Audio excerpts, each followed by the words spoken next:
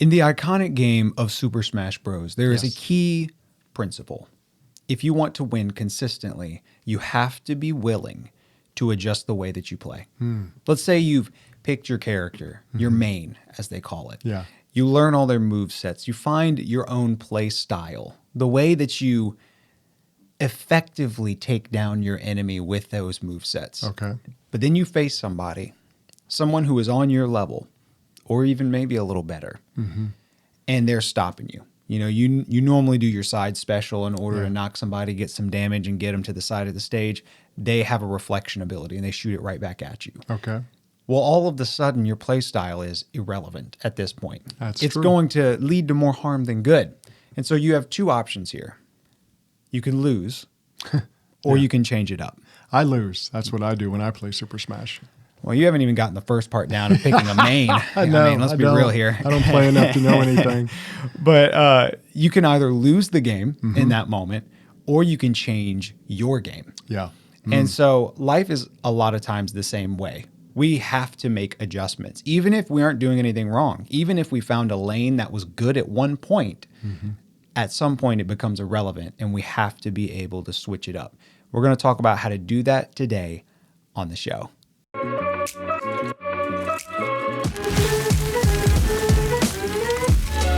This is the Thriving Man Podcast with David and Reese Maxwell. These weekly shows are designed to help you remove the confusion from your life and make real progress with your growth. No matter where you are or where you're going, we're here to help you live a life you can be proud of.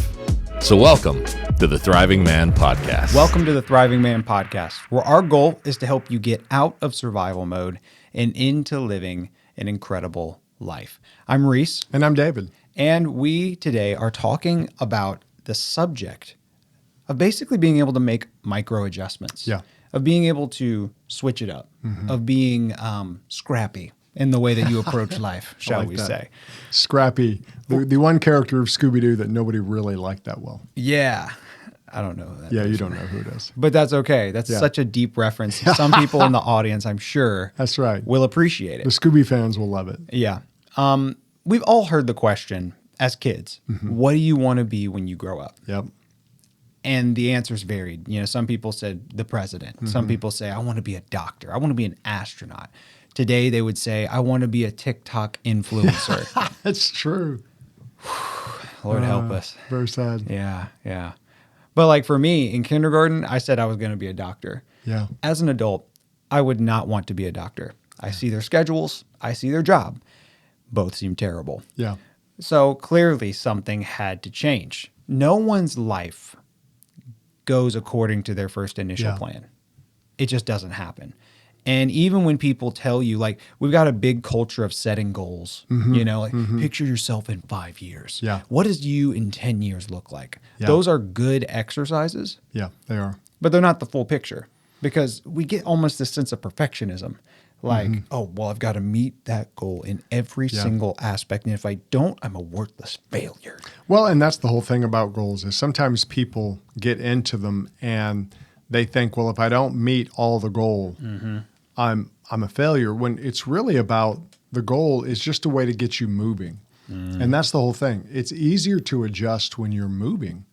And so goals, I think, are good, not so much that whether you reach the goal or not, it's getting you moving in a direction. It's getting you thinking even. Because some people, like we talk about all the time, are just surviving. I want to get to Friday. I want to get to the next week. Well, a goal helps you kind of lift up above that. It's kind of like when you're on a plane, you can see down and Right. see things a whole lot better. That's what goals do. But if you don't make the goal, the point is that you get above in your thinking.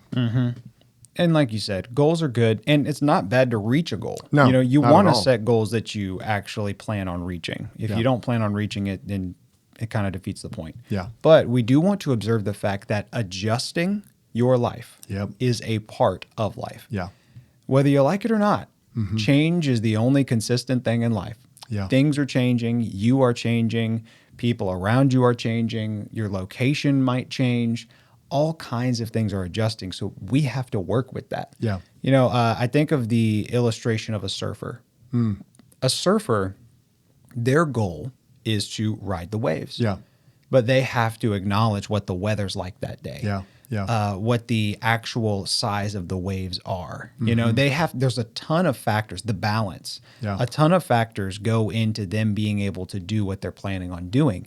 So they have to have this ability to observe what's going on Yeah. and adjust accordingly. Well, and that's the thing with surfers. A lot of times you'll see them out just sitting. And For a minute. they'll let a bunch of waves pass because they're looking for the right wave. And I think in our life, we have to understand that sometimes things are going to feel like they're not moving anywhere, but you're constantly adjusting, you're moving, you're swerving, and you're figuring out, okay, now is the time. You know, people Timing, talk about yeah. this is the time to strike, this is the time to do whatever. And that doesn't mean it's going to be all the time. Sometimes we are to wait, and sometimes we're to jump in. Yeah. Just like a surfer does. Yeah, no, I think you're right. So being adaptable is this key principle, this key character trait that we have to have. And so we're going to explore 3 elements of being able to become a person that is adaptable and is able to adjust as time goes along. Yeah. The first one, ironically, is picking a direction. Pick a direction. Yeah. You can't adjust your direction if you have no direction. Yeah. And too many men, we're so busy providing, we're so busy working, we're so busy doing, and that's good. That's who we are. But if you never think, why am I here? What's the purpose of my life? What is my life all about? What does a great life look like in a week? Right. What does it mean to live my values out during a whole week? Yeah. And people say, well, I don't have time to think of that. Well, then you're not really living your life. You're surviving your life. You're not really going in a direction. You're kind of just running around in circles. It's like a hamster on the wheel. He's moving. He's moving a lot, Yep. but he's not going anywhere. We love to watch it, but we don't want to live it. But today, a lot of people, that's how they live. No, you're right. And what you said about goals earlier really applies to this because, like, if you do not look higher, Yeah. you will take the path of least resistance. Yeah, that's true. And the path of least resistance is pretty much never going to be the good path. It's Yeah. usually going to be something that leads to regret. It's usually going to be something that leads to looking back and being like, why didn't I do more? You know, and we don't want you to end up in that position. So pick a direction. It's key. Well, and in our life, you look at like in school or in sports, a lot of times the teacher who pushed us the most, the coach who pushed us the most, the one who challenged us to be better, they're the ones who made a difference in our life. Yes. And we appreciate them now, even though at the time we may not have. They said, you can go farther, you can do better. And I think there's something within us that wants that. And what we have to do is pick that kind of for ourselves. That's part of maturity is you start picking those directions for yourself. Now, you still get help and can still get people who speak into you, but you're still saying, I want to go this way. Yeah. You know, I want to build a positive legacy in my family. I want to have a great marriage. I want to be a good father. Those things don't just happen by themselves. Right. They happen because you're living on purpose. Yeah. As we were discussing this quote came to the surface and I thought it was interesting. It says, you can only behave beyond your current standard when you look beyond your current reality. Whenever you're just obsessed with what's right in front of you, you will always do what you've always done. Yeah. And when you do what you've always done, you'll get what you've always gotten. Yeah. If you want to dive more into this topic, go back and look at episode 2 of this series, the whole principle of choosing and acting. Yeah. But we just want to observe that it's relevant to this topic as well, because Yeah. you cannot adjust if you have not chosen. When we don't pick, we give control of our lives to others. Yeah, well, look at today. You have fad after fad going by. Like people get into this diet fad or that diet fad or this, and they keep thinking this is the thing that's going to fix me instead of maybe I need to change my actions and not just do this one fad. Because, you know, oh, the seed oils are the bad thing.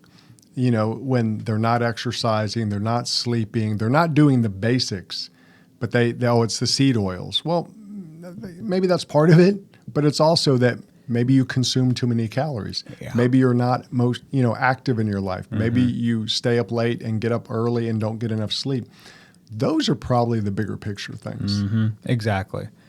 And I think if we're going to really get this first point down, we also have to change the way that we view choice a little bit. Yeah. Yeah. Most choices aren't permanent. That's true.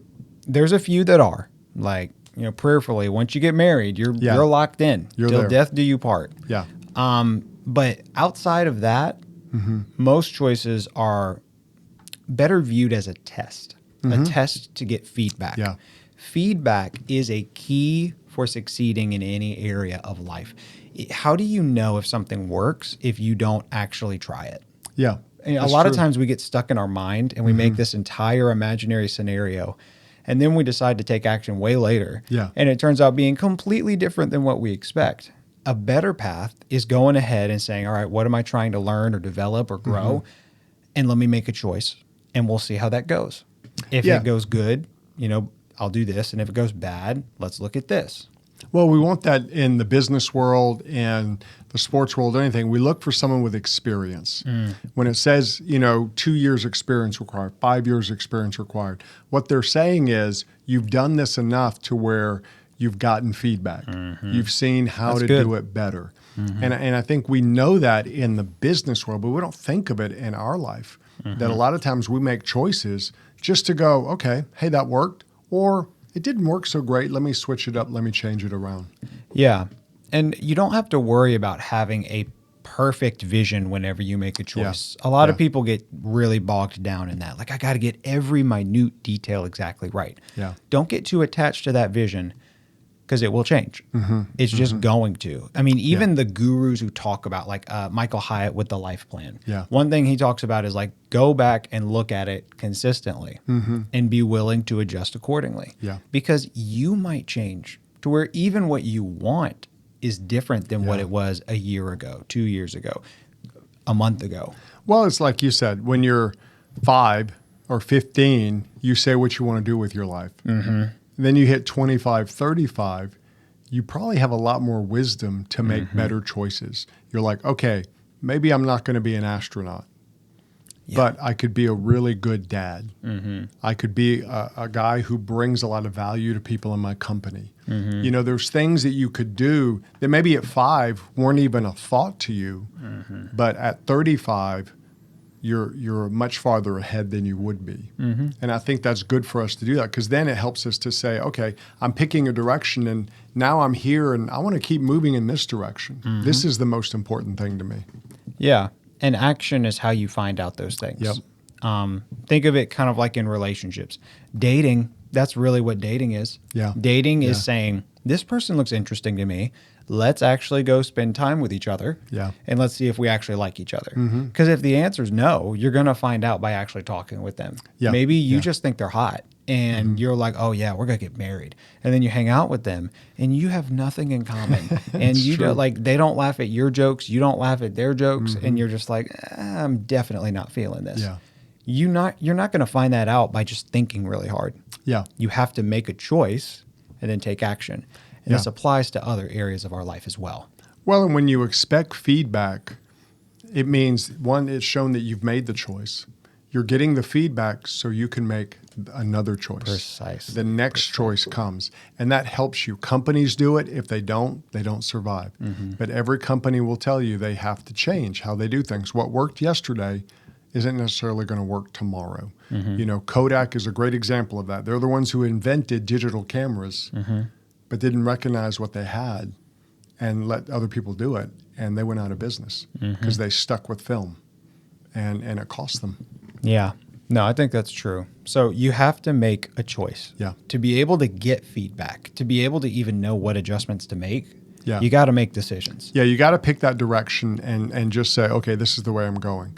And then if it's not the perfect decision, that's okay. You can adjust and go a different way. Precisely. The second thing you have to do, which I think a lot of times we neglect this, is setting up boundaries. Picture a garden. A garden will flourish in the right conditions. Yeah. But it has to have boundary markers. If it's just thrown out there with grass, the weeds will destroy it. Yeah. It's just going to happen. Yeah. But those boundaries have to be defended. And in some seasons, you have to add things to this area. Some seasons you have to take things away. Some seasons you're going to be cutting stuff back. like motivation for a lawn, you know, we both may struggle with this area. It's not our strong suit. We don't walk out. And of course, you probably inherited it from me, but I get motivated about springtime every year that I want a good looking lawn. And I may even put out like a weed and feed one time or something like that. But it gets June or July here. I live in the South. It's very hot. By the time I'm done mowing, that's all I'm doing. I'm not going to do any extra. If I water it, it'll grow. So I'm like, I don't think I want to water it, you know, and it's just, I want my lawn to look good. I just don't want to do the work of what it takes to protect the lawn and help it to do better. Yeah, I don't even have motivation in the spring. There's never a time where I'm like, man, I want this yard to just look crisp. Yeah. But our point is the boundaries element. Exactly. Because you have your own lawn, you care about how it looks. And there's very specific boundary lines as to what do I have to take care of and what is not mine. Yeah. Imagine if every time you had to mow your lawn, there were no boundary lines. Yeah. So you had to mow your lawn, your neighbor's lawn, and your neighbor's lawn. Yep. You would just never go do it. But because you have these specific boundary lines in place, you know what you have to take care of, and you can do that well, especially if you care about it. Yeah, and sometimes your boundary can help you maybe when you're not feeling it. Like, you know, if my grass isn't looking that good, but my neighbor cuts his yard, it's like, oh, I guess I better cut my yard, you know, to make it look better. It's because I have that boundary. I want the boundary to look good. And I think in our life, boundaries help us take our work, our energy, our focus, all the things that we are, and we say, okay, this is the direction I want to go. This is what I want to do. And when you have a good boundary in your life, what you're doing is saying, this is the choice I've made. This is the way I want to live. And this is how I'm going to protect myself or the vision that I have. Yeah. To bring it to actual real life, everything in your life requires time. Everything in your life requires energy. Yeah. That's just reality. It's and true. we're human beings. You Yeah. can only stay awake so many hours of the day. Yeah. There's only so many hours in the day. And you only have so much energy. You are mortal. Boundaries take that into account. You have to have boundaries, because if you don't choose what you want your energy to go toward and what you don't want it to go toward, Yeah. anything that's easy will take the time. Anything that's apparently urgent will take the time. Yeah. I think of, I had a friend one time who told me that he was very proud that he got his TikTok time to be under 2 hours. Like, that's what he set his screen limit for. Yeah. And I was like, 2 hours is good? You know? Yeah. And that's Yeah. not to insult him. That's just to say, like, if you don't have that sense of direction, Yeah. a company that can give you little entertainment candy will end up taking all your time, and you won't end up living the life you want to live. Well, and that's the whole thing. Like with the TikTok or Instagram or whatever, how many of us have gotten on there for just a second? Oh, I got a message from someone. In fact, I did that this morning. I got a message, I think, from your sister. And I looked at, and then all of a sudden I found myself scrolling. And like 15 minutes goes by and you're like, oh, wait a minute. I was doing something else. Yep. You just, it can get you off task if you don't have that, okay, this is not the time to do that. And we want to change your perspective on boundaries, because a lot of times we think of boundaries as, I'm not going to do this. I'm not going to do that. I'm not going to be like this. I'm not going to be like that. Yeah. And yes, you have to say no to things, but the purpose Yeah. is to say yes to the right things. So let's say you used to do D&D on a Monday night, and that's been your tradition ever since college. That's what you've been into. But now you have a spouse, you have young kids, and you think to yourself, I don't get enough time with them. Yeah. You know, by the time I get home in the evenings, it's 7 p.m. My kids go to bed at 8 p.m. Yeah. I need more time with them. My Sunday nights, I'm going to set D&D to the side now, Yeah. so that I can have that time. You're not just saying no to D&D. You don't hate D&D, Yeah. but you want your time with your kids more. Or a health example, sodas. If you've got a big issue with sodas, Yeah. setting that to the side is not just saying, I hate sodas. You don't. Yeah. You're saying, I want to have, let's say, better blood sugar, or I want to have a future without diabetes, or I want to just feel better because I'm not dependent on caffeine. You're saying yes to something, not just no. Well, and that's the thing we want to look at. When you say yes to something, yes, you're setting a boundary, but you're doing it in a positive direction, saying, this is where I want to put my energy. Precisely. And it doesn't mean you're going to be perfect. Like, let's say you choose, I'm not going to drink sodas, but you do. You go to the movie, you get a soda. Well, that's not the end of the world. No. Because overall, your lifestyle has changed to that. And it's not that sodas are bad. No. But you've just chosen, I want to focus on this important area. You know, like healthy eating. If I want to eat healthy and you adopt maybe a 80-20, 90-10, that makes life much more enjoyable because you like the feeling you get from eating healthy more than just eating junk food all the time. And that's what boundaries do. It helps you take that energy and focus it. This is where I want it to go. This is like when you pick a spouse. This is the person I'm going to pour my energy into. Yes. And I'm not going to, keep dating around because that could be a problem. Yeah. No, you're exactly right. To put it in manly terms, Yeah. it's almost like building walls around an area that you want to protect and then defending that area. Yeah. You are defending it from something, not because, well, it's really just because you want that area to be safe. Yeah. You want that area to be peaceful, whether that's your family, whether that's your peace, whether that's your religious life, whatever that may be, boundaries help. The second big benefit of boundaries, though, is a lot of times boundaries end up helping you make the decision before the decision comes. Yeah, that's true. So, for example, let's take one from my life. I have a big sweet tooth. I love sweets. There's no part of me that, I was the kid who cut out the cake and ate all the icing at once. Yeah. There's no such thing as too much sweets for me. I'm passionate about I know. sweets. I love Yeah. it. However, I want to live a life where I'm healthy and I care about that. So we don't have sweets in our house very often. Yeah. We do in moderation or we do seasonally. Like Easter just got finished not too long ago. Yeah. And during that season, we had a bunch of Cadbury eggs around the house. We're on our last bag now, praise God, because I can't say no to them. But me choosing not to buy that thing and put it in the house is much easier to do than to buy it, put it in the house, and then try and say no when it's 11 o'clock at night. Yeah, and that's what we do is we put those things in the house and those things call to us, especially if you're just sitting there watching TV, not doing anything, bored, your mind goes to, hey, those Cadbury eggs, they're lonely. They just want, they need me. Want, and I just need to get rid of them. Yeah. So I'm just going to get rid of them by eating them all. Right now. But if they're not in the house and you think, well, I'd have to go to the store, I'd have to buy, a lot of times you're like, I'm just not going to mess with it. Yeah, because it'd be a better pain. decision. Yeah, it'd be a pain. And so what you've done is you've made the decision easier. Like, I heard a guy say that he sets out his workout clothes the night before because that decision's already made when he gets up. I'm going to go work out. And I think when you do those things, you're setting yourself up for success. Precisely. And it's not that you're a loser. You just know yourself. If I make it easier for me, I'm going to make the better decision.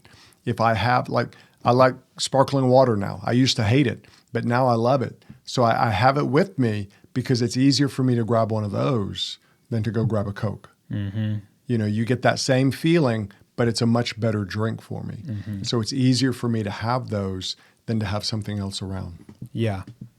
Now we're starting to get up there in time. So we do want to point out one last thing of boundaries. They protect you from yourself. Yeah. I love what you said earlier. You know yourself. And so, for example, setting a boundary for when you stop working will help you if you're a workaholic. Yep. If you've got problems with overwork, maybe picking a certain time in the day or picking a certain routine at that time helps you mentally disengage. It protects you from yourself. If you're a perfectionist, maybe having a small list of goals instead of a limitless list of goals will help you really focus your energy and desire for excellence instead of letting it consume you. Yeah. You're protecting yourself from yourself. Yeah, and that's the whole thing. You want to learn yourself so you can set those boundaries. So you can say, okay, I'm oftentimes a little weak in this area. So let me do this to strengthen it. Or, hey, I'm pretty good in this area. Let me put more energy into it. I really engage when I'm doing this. Boundaries, like you said, they're not always negative.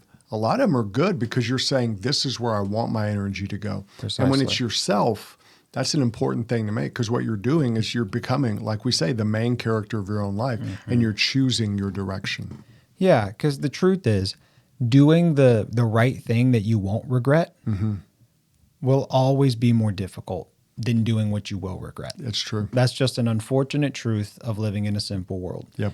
The correct path will always take more effort, more intentionality, more work, more sacrifice than the path of least resistance. Yeah. It just will. It will. And every so time. you make decisions to be able to have something to adjust. Yeah. And you set boundaries so that the wrong things don't take priority over your life. The third element is the actual making adjustments part. Yeah. It's making what we call micro adjustments. A lot of times we get so into, like you said earlier, transforming everything overnight. Yeah. We forget, like, picking something and then doing very small tweaks as time goes along really builds up over time and benefits you over time. Yeah. Well, it's like if you're, in your 40s, you're not trying to live the plan you wrote for yourself at 15. That would be dumb. Yeah, that'd be because dumb. hopefully you've gotten a lot smarter now, although I know some 40-year-olds who aren't, but we're not here to talk about that today. As you mature, you realize a little more what's important in life than your 15-year-old self knew. So you make those adjustments. It's like airplanes. When an airplane is flying from Los Angeles to Seoul, Korea, it's going to make micro adjustments along the way. It doesn't just say, okay, my plane's going the right direction. There's altitude, wind speed, there's all these things that can change the way your plane is going. And if you get off 1 degree, you could end up a whole different place. So planes always have to make those micro adjustments to get to where they're going. And the same thing's for us. We want to learn that, hey, making adjustments, that's normal. Yeah. That's just a part of life. Yeah. One big value I have for myself, and I think this is more universal, I think everybody needs to do this, is be a lifetime learner. You never have it all figured out. And you have to learn to be okay with that. But when you're a lifetime learner, you're open to correction. Yeah. You're open to adjusting. You're open to being like, ooh, that did not work the way I thought it would. Yeah. Let's adjust this right here, move that over there. Let's do a round 2. Yeah. A lifetime learner is willing to do that, whether they're 15, whether they're 35, whether they're 55, or whether they're 85. Yeah. They're willing to do that for a lifetime. And that's a huge benefit, because even if you get a rude awakening, a rude awakening will slap you in the face and set you free at the same time. Yeah. It's better to know a hard truth than to live in an easy lie. Yeah, and I think a lot of people, what they do is they kind of live in this bubble that they create for themselves where they're not getting the truth. They're not really examining their life. They're just kind of going from thing to thing, or they're working hard all day. They're coming home and binge watching and just kind of ignoring a lot of those choices until the choices kind of slap them upside the face. And what we're saying is make the choices early. Make the choices first. And then you'll actually enjoy your life a whole lot more. Yeah. And you're not just going to run away from it. You're willing to get in there and say, okay, hey, that didn't work out too good. Let's try this. Let me do that. Yeah, and there are things that you will try that just get scrapped. You're like, I wanted to pick up a foreign language, but I really don't need it. It takes way too much time, and I don't enjoy it. Throw it out. Yep. That can happen. But more often, you're going to be making small adjustments to these core areas of your life. And that's why we use the word micro adjustments. Don't try and change everything at once overnight. You are setting yourself up for frustration, for unrealistic expectations, and for beating yourself up in the long run.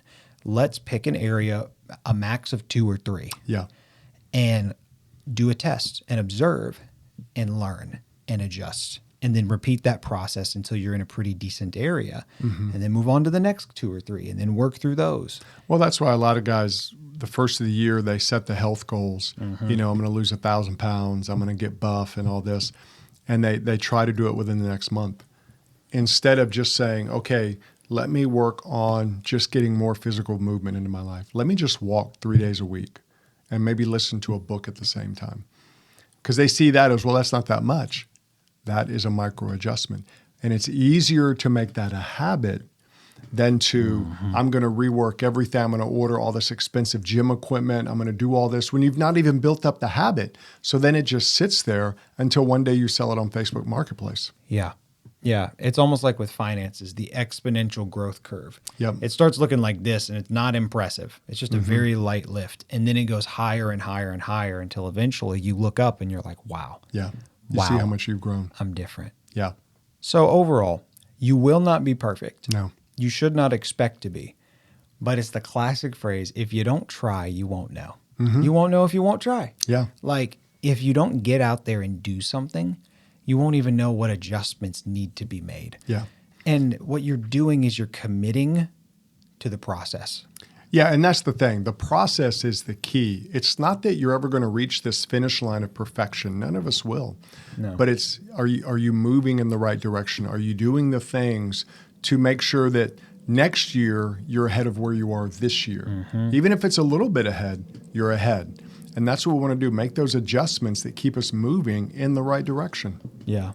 So you don't cross that finish line. Yeah. And that's a good thing to remember because sometimes we can get that destination fever. We can. And be like, I got to get there so that, and this is what's funny, so that I can do nothing. Yeah, it's true. One day I'll be able to get there and I can just sit down and relax. You'd be I know. like Thanos in Yeah. Infinity Wars, where he's like, I'm going to do this. And then one day I can sit down and watch the sunrise in a grateful universe. Yeah. And at the end, he succeeds and he sits down and he's just watching the sun.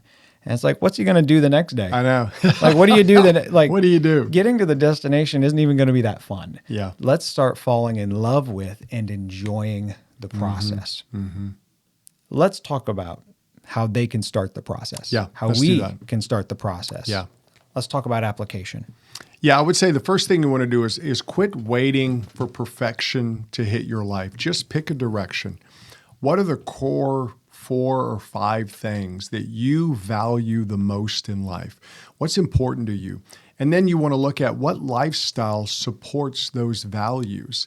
And that's really a good first place to look because then your schedule is easier to make a decision in because you've picked your values.